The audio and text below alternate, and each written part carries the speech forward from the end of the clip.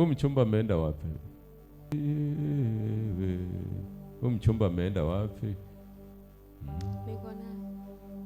Umekuja naye? Hajaja leo. Hajaja leo. Anakujaga? Ndio. Yesu, Yesu. Oh, Yesu. Inabidi nikunyamazie.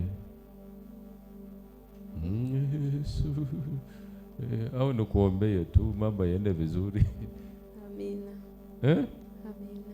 Kwa sababu kila mnachopanga kifikii malengo. Ni kweli.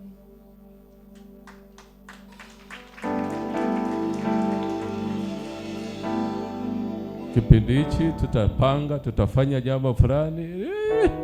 Aliendi. Kuna kifungo hapo kiko katikati. Na ni kweli, maana hata yeye mwenyewe anasema mimi ndo na chanzo. Yeye anasema wewe ndio unamfunga. Amina. Ndio nasema nibidi ninyamaze, lakini kwa sababu umenipeleka nakwambia lazima. Amina. Unasema yani huyu binti tangu nimpate mambo yangu yamekuwa magumu, haieleweki. Sijui niachane naye. Ni kweli. Anaondoka kama wiki kadhaa. Na ni kweli. Alafu baadaye anarudi. Nasema lakini inawezekana kawa mzuri. Akukosa hela huyu tena. So uko kwenye changamoto binti yangu, na mtu mwenyewe akuamini. Anataka yani hajaamua niende naye nisiende naye. Okay, sisi tunataka mahari, njoo hapa. Amina. Yesu.